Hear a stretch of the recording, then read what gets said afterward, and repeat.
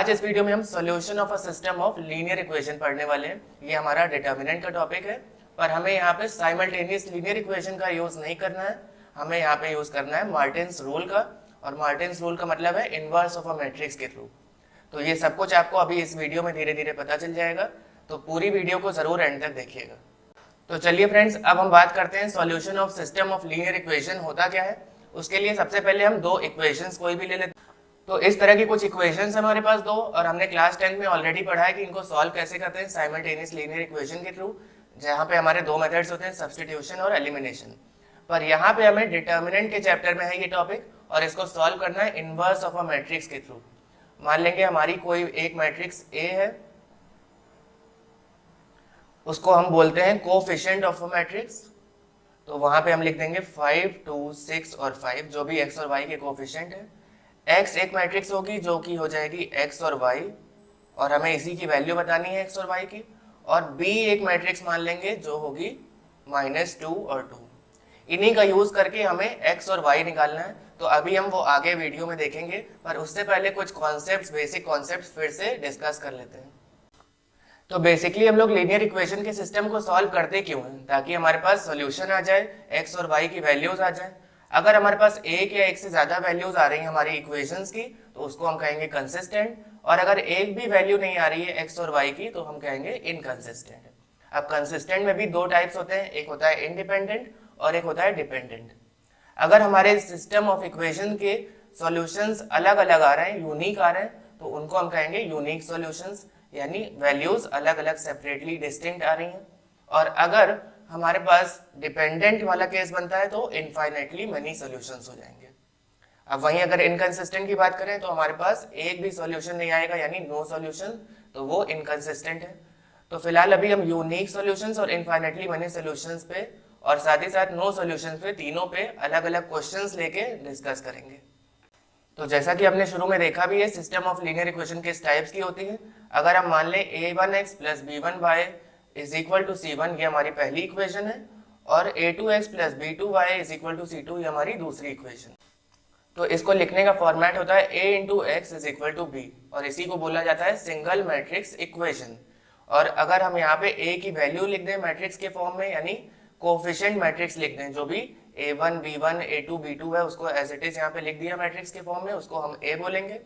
x की जगह हमने x और y जो की वैल्यूज हमें निकालनी है वो लिख देंगे साथ में, = c1/c2, या फिर c1 और c2 दो हमारे = c1 c2। ये हमारे पास लिखने का तरीका इसी तरह होता है इक्वेशन को। अब हमें वैल्यूज निकालनी है x की। अब इस इक्वेशन को अगर आप देखें ax = b, इसको हम प्री मल्टीप्लाई अगर कर दे दोनों साइड a इनवर्स से, तो ये कुछ इस तरह हो जाएगा। अब a inverse into a identity matrix होती है, और आइडेंटिटी मैट्रिक्स किसी x से अगर मल्टीप्लाई हो रही तो x ही आएगा, यानी x की वैल्यू आ जाएगी a इनवर्स इंटू b। अब a इनवर्स निकालना आप ऑलरेडी सीख चुके हैं। a इनवर्स होता है adjoint of a upon determinant of a into b। तो यहां से हमारी x जो मैट्रिक्स है, x और y जिसके एलिमेंट्स है, वो आ जाएगी। तो अब हम बात करेंगे criteria for consistency and inconsistency. हमने ऑलरेडी जान लिया हमारे सॉल्यूशंस या तो यूनिक सॉल्यूशंस आएंगे, या इनफाइनाइटली मेनी सॉल्यूशन, या फिर नो सॉल्यूशन। यही तीन केस हो सकते हैं। अब ये तीन केस हमें पता कैसे चलेगा ये देखते हैं। सबसे पहले हमारी जो ए मैट्रिक्स है, जो इसको हम कोफिशिएंट मैट्रिक्स कहते हैं, उसका हम डिटर्मिनेंट निकालेंगे। और अगर वो डिटर्मिनेंट नॉट इक्वल टू 0 आ रहा है, यानी वो 0 के बराबर नहीं है, तो इसका मतलब वो कंसिस्टेंट है। और कंसिस्टेंट का केस कौन सा हो जाएगा? ये यूनिक सॉल्यूशन वाला।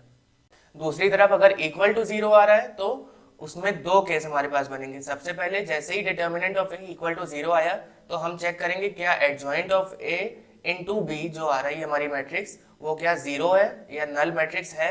अगर ऐसा है तो यानी कि कंसिस्टेंट होगा और इनफाइनाइटली मेनी सॉल्यूशन होंगे। पर अगर ऐसा नहीं है, हमारा adjoint of a into b not equal to 0 आ रहा है, इसका मतलब इनकंसिस्टेंट या फिर नो सॉल्यूशन, हमारे एक भी सॉल्यूशंस नहीं। तो नॉट इक्वल टू 0 वाला केस तो काफी सिंपल है, कंसिस्टेंट होगा और यूनिक सॉल्यूशन होंगे। बस इसमें देखना है आपको इक्वल टू 0 वाले केस में अगर डिटर्मिनेंट = 0 हो जाता है, तो हमारे पास दो केस हैं, adjoint of A into B निकालेंगे हम। अगर adjoint of A into B 0 के बराबर है, इसका मतलब कंसिस्टेंट वो भी है पर इनफाइनेटली मेनी सोल्यूशन होंगे। और अगर ऐसा नहीं है, adjoint of A into B 0 के बराबर नहीं है, इसका मतलब नो सोल्यूशंस या फिर इनकंसिस्टेंट। तो इसको और बेहतर तरीके से समझने के लिए चलिए कुछ क्वेश्चंस लगाते हैं। हमारा सबसे पहला क्वेश्चन है, using matrices solve the equation. बस यहाँ पे आपको ये ध्यान रखना है, इसको साइमल्टेनियस लीनियर इक्वेशन के थ्रू नहीं करना है, इनवर्स ऑफ अ मैट्रिक्स के थ्रू करना है। तो चलिए देखते हैं। सबसे पहले A X is equal to B का फॉर्मेट लिखेंगे, जहाँ पे ए हमारा क्या है, कोफिशिएंट मैट्रिक्स 5 7 -7 एंड -5। एक्स हमारा है X and Y, small X and small Y, और बी है 2 3। ठीक है। सबसे पहला केस हमारा क्या है, डिटर्मिनेंट ऑफ ए निकालेंगे हम। डिटर्मिनेंट ऑफ ए आ जाएगा 5 7 -7 और -5 का डिटर्मिनेंट, यानी कि 5 इंटू -5 -25, -7 इंटू -7 इज -49। इसका मतलब ये हो जाएगा -25 प्लस 49 या फिर 49 - 25 and that is equal to 24। तो यहाँ पे हमने देखा हमारा डिटर्मिनेंट 0 के बराबर नहीं है, इसका मतलब डिटर्मिनेंट की कुछ वैल्यू आ रही है। तो ये केस हमारा कौन सा हो जाएगा, नॉट इक्वल टू 0 वाला, यानी कि कंसिस्टेंट एंड यूनिक सॉल्यूशन। तो हमें यहाँ से ये तो पता चल गया हमारे सॉल्यूशंस यूनिक आएंगे। तो डिटर्मिनेंट निकालने के बाद हमारा अगला प्रोसीजर होता है ए इनवर्स की तरफ बढ़ने का, और ए इनवर्स के लिए हमें एडजॉइंट ऑफ ए जरूर निकालना है। एडजॉइंट ऑफ ए हमारी एक मैट्रिक्स होगी जो को फैक्टर मैट्रिक्स का ट्रांसपोज होती है। तो को फैक्टर यहाँ पे हो जाएगा -5, -7 की जगह आ जाएगा -7, और नीचे 7 जो है उसकी जगह आ जाएगा प्लस का 7, और यहाँ -5 की जगह 5 आ जाएगा। इसका ट्रांसपोज करना है, यानी कि -5 -7 7 एंड 5, ये हमारी आ गई एडजॉइंट ऑफ ए, ये मैट्रिक्स के फॉर्म में आई है। अब हमें ए इनवर्स निकालना है। ए इनवर्स होता है 1 upon determinant of A into ऊपर हो जाएगा adjoint of A, that is 1 upon 24 multiplied by -5 -7 7 and 5। अब जैसा कि हमने पहले देखा है, x हमारा क्या होता है, a इनवर्स इंटू बी, यानी कि 1 अपॉन 24 इंटू -5 -7 7 एंड 5, और b हमारी मैट्रिक्स क्या आई है वो ऊपर एक बार देख लेते हैं। b है 2 और 3, इसको इससे मल्टीप्लाई कर देंगे।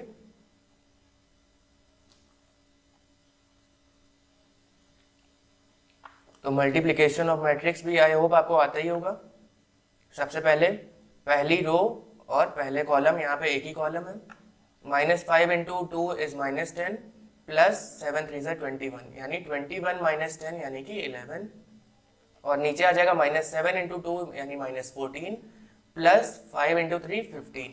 तो -14 प्लस 15 का मतलब 1 हो गया, और यहाँ पे x की जगह हम लोग मैट्रिक्स के फॉर्म में xy लिख देंगे, यानी x की वैल्यू क्या आ जाएगी 11 अपॉन 24, और y की वैल्यू हो जाएगी 1 अपॉन 24। ये 1 अपॉन 24 जब ऊपर मल्टीप्लाई होगा दोनों से, ये हो जाएगा 11 इंटू 1 अपॉन 24, यानी कि 11/24, और सिमिलरली नीचे हो जाएगा 1 अपॉन 24।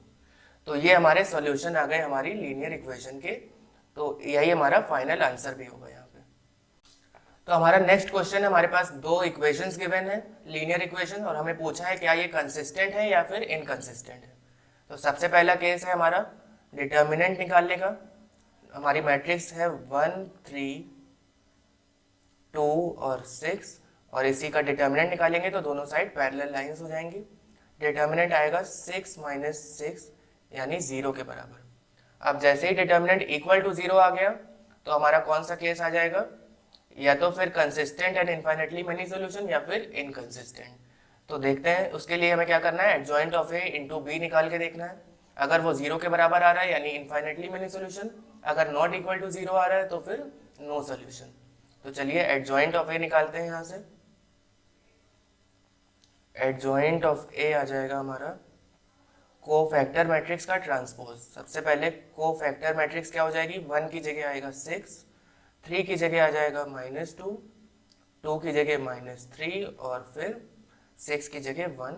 इसका ट्रांसपोज हो जाएगा 6 माइनस 2 माइनस 3 एंड 1। ये तो एडजॉइंट आ गया। अब इस एडजॉइंट को b से मल्टीप्लाई भी करना है, यानी कि 6 माइनस 2 माइनस 3 एंड 1 इंटू 5 8। पहली रो पहला कॉलम हो जाएगा मल्टीप्लाई, यानी कि 6 5 30, 30 माइनस 24, 30 माइनस 24 इज 6। यहाँ पे minus 2 into 5 is minus 10, minus 10 plus 8 is minus 2। तो जैसा कि हम देख सकते हैं ये 0 के बराबर नहीं आ रहा है, नॉट इक्वल टू 0। इसका मतलब कौन सा केस हो गया हमारा, इनकंसिस्टेंट वाला। यहाँ नीचे लिख देंगे इनकंसिस्टेंट।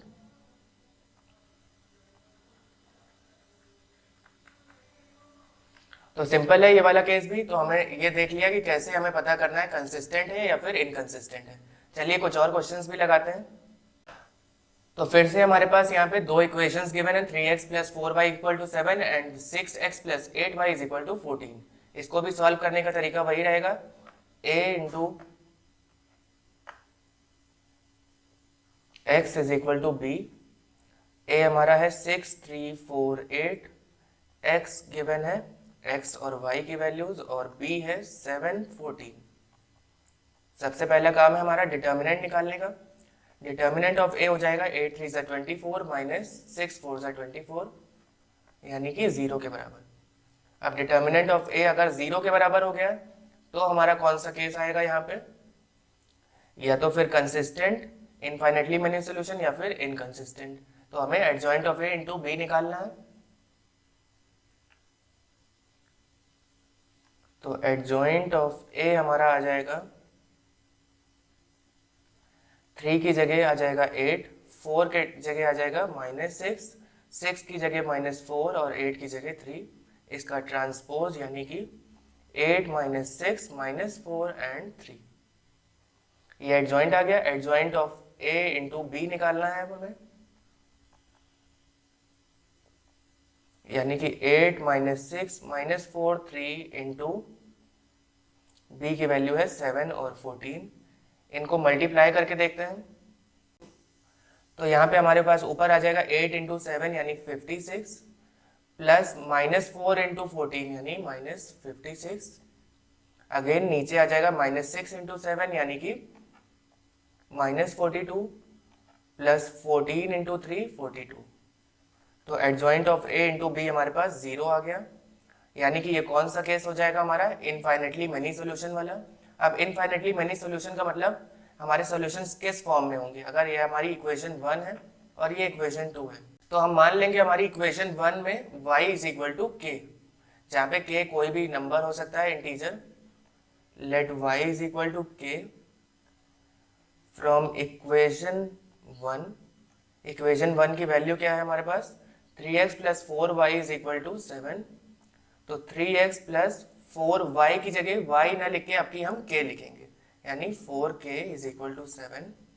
तो यहाँ से x की क्या वैल्यू आ जाएगी हमारे पास, 7 माइनस 4k अपॉन 3। यानी यही हमारे सॉल्यूशंस हो गए।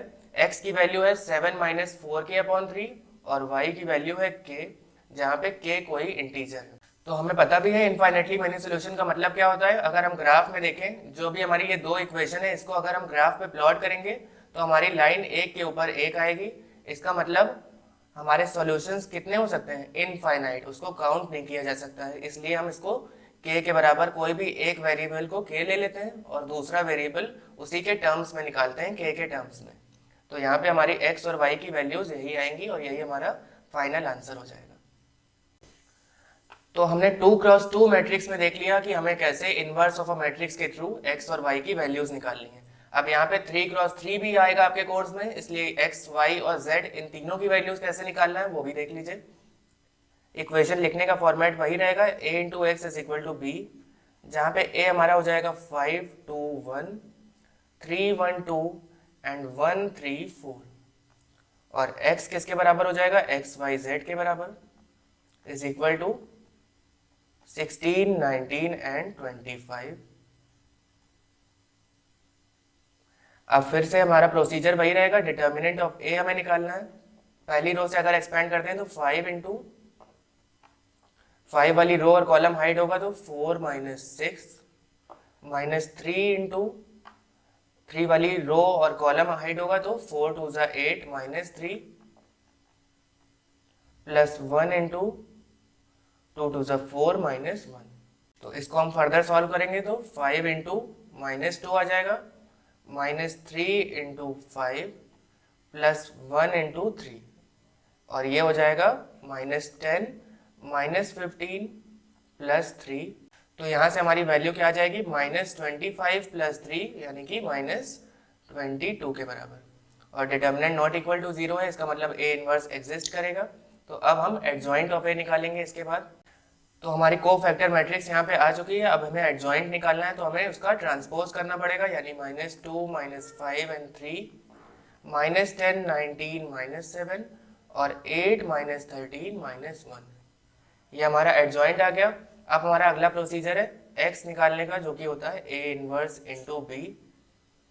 a इनवर्स हो जाएगा adjoint of a upon determinant of a, यानी कि डिटर्मिनेंट की वैल्यू है माइनस 22, एडजॉइंट हमारा है माइनस 2 माइनस 5 3 माइनस 10 19 माइनस 7 और 8 माइनस 13 माइनस 1। और b हमारी क्या है वैल्यू, b की 16 19 एंड 25।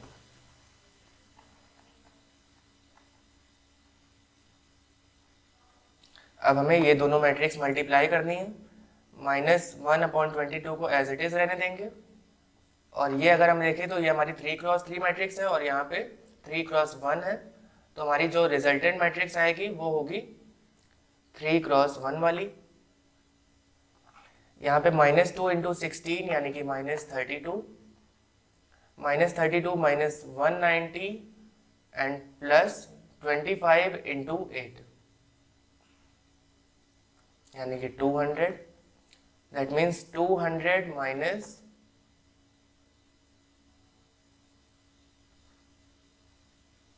222 यानी माइनस 22 के बराबर हो जाएगा यहाँ पे। सिमिलरली इसी तरह हम सेकेंड और थर्ड एलिमेंट भी निकालेंगे। सेकेंड एलिमेंट हमारा माइनस 44 आ रहा है और थर्ड आएगा माइनस 110। तो अब यहाँ से x, y और z हमें वैल्यूज निकालनी है। यही x और y और z की वैल्यू हमें पूछी है यहाँ पे, तो कैसे निकालेंगे। ये माइनस 1 अपॉन 22 अंदर जाके मल्टीप्लाई हो जाएगा, या फिर ये कहें कि माइनस 22 हर एक एलिमेंट से डिवाइड हो जाएगा। तो x आ जाएगा हमारे पास 1 के बराबर। इसको अगर मैट्रिक्स के फॉर्म में पहले लिख लें तो 1 22 अपॉन माइनस 22 अगर माइनस 44 से डिवाइड करेंगे तो 2 आ जाएगा। सिमिलरली यहाँ पे 5 आ जाएगा। तो x की वैल्यू 1 आ रही, y की वैल्यू 2 आ गई हमारे पास और z की वैल्यू 5 के बराबर। तो चलिए अब क्वेश्चन नंबर 5 देखते हैं अपना। यहाँ पे भी हम ax is equal to B के फॉर्मेट में लिख लेंगे। हमारी a मैट्रिक्स कौन सी है, जिसको हम कोएफिशिएंट मैट्रिक्स भी कहते हैं, वो हो जाएगी 3 4 5 2 माइनस 3 एंड 9 और 7 माइनस 2 23। x की जगह हम लिख देंगे x y z, क्योंकि हमें 3 यहाँ पे वेरिएबल्स दिख रहे हैं, और b हो जाएगा 0 0 एंड 0। तो सबसे पहला प्रोसीजर हमारा रहता है डिटर्मिनेंट ऑफ a निकालने का। अगर हम पहली रो से एक्सपेंड करें तो 3 into 23 into minus 3 will be minus 69 और फिर यहाँ पे प्लस का 18 हो जाएगा।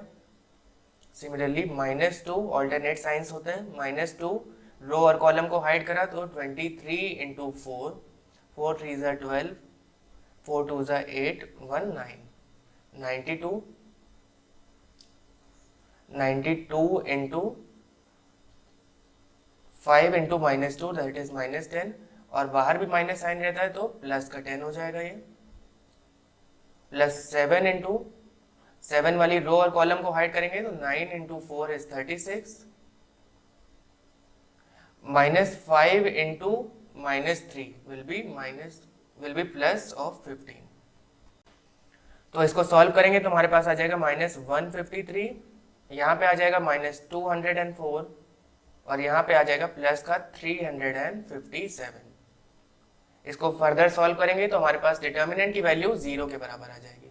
अब जैसे ही डिटर्मिनेंट 0 के बराबर आया तो हमारी अगली कंडीशन होती है adjoint of A into B निकालने की। तो अगर हम यहाँ पे देखें तो हमें एडजॉइंट ऑफ ए निकालने की जरूरत नहीं है, क्योंकि एडजॉइंट ऑफ ए जो भी आएगा अगर वो बी से मल्टीप्लाई होगा, बी यानी कि 0 0 0 से, तो वो 0 के बराबर ही हो जाएगा। अब adjoint of A into B अगर 0 के बराबर है तो वो हमारा कौन सा केस होता है? Consistent and infinitely many solutions. तो हमें जैसे ही पता चला कि हमारे इनफाइनाइटली मेनी सॉल्यूशंस आ रहे हैं तो हम क्या करेंगे, कोई भी दो इक्वेशंस ले लेंगे। और पहले हम 2x2 में क्या करते थे, y को इक्वल टू k के बराबर मानते थे। अब यहाँ पे z is equal to k लेंगे। पहले ये दोनों इक्वेशन लिख लेते हैं, 3x plus 2y plus 7z is equal to 0। तो पहली इक्वेशन से अगर हम देखें तो 3x प्लस 2y किसके बराबर हो जाएगा, -7k के बराबर, दूसरे साइड भेज देते हैं। और 4x माइनस 3y किसके बराबर हो जाएगा, प्लस का 2k। तो अब हम ये देख रहे हैं हमारी 2x2 मैट्रिक्स का फॉर्म आ गया यहाँ पे। फिर से हम a, x और b लिखेंगे। अब की a हमारा हो जाएगा 3 4 2 एंड -3, x हो जाएगा xy और b की जगह -7k एंड 2k। फिर वही प्रोसीजर रहेगा हमारा, डिटर्मिनेंट ऑफ a निकालेंगे। ये हो जाएगा -9 -8 यानी -17 के बराबर। एडजॉइंट ऑफ ए हमारा यहाँ पे क्या आ जाएगा, -3 -4 -2 एंड 3 के बराबर। और इसका हमें ट्रांसपोज भी करना है। अब यहाँ से हमारा एडजॉइंट क्या हो जाएगा, -3 -4 -2 और 3 के बराबर। पर अभी यहाँ पे काम पूरा नहीं हुआ, हमें क्या करना है, x और y की वैल्यूज निकालनी है। यानी x अगर होगा a इनवर्स b तो x और y की वैल्यूज क्या हो जाएंगी, हमारा डिटर्मिनेंट आ रहा है -17 और एडजॉइंट है -3 -4 -2 एंड 3।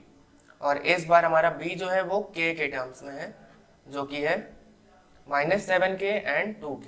पहली दो इक्वेशंस हमने ली हैं वहां से, -7k और 2k। मल्टीप्लाई करेंगे हम इसको, -3 into -7k is 21k, 21k -4k, और नीचे आ जाएगा -4 इंटू -7k यानी कि प्लस का 28k,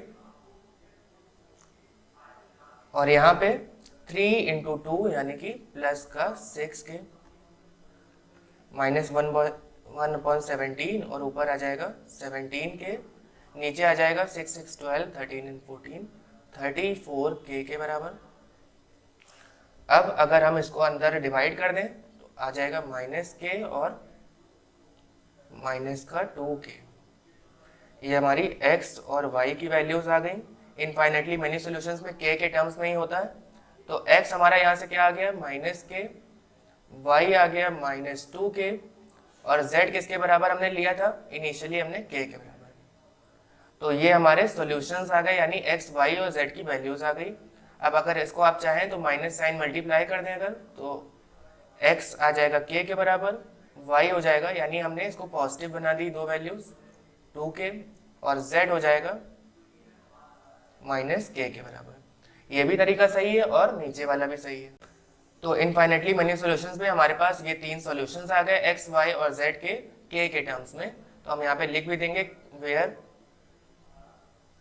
k is any real number. तो आई होप फ्रेंड्स आपको 2x2 और 3x3 में कैसे इनवर्स ऑफ अ मैट्रिक्स के थ्रू सॉल्यूशंस निकालते हैं ये समझ में आ गया होगा। अगर आपको ये वीडियो पसंद आई है और डिटर्मिनेंट की पूरी सीरीज पसंद आई है तो चैनल को लाइक, शेयर और सब्सक्राइब कीजिएगा। मिलते हैं आपसे अगली वीडियो में। Until next time, keep practising maths because practice makes maths perfect.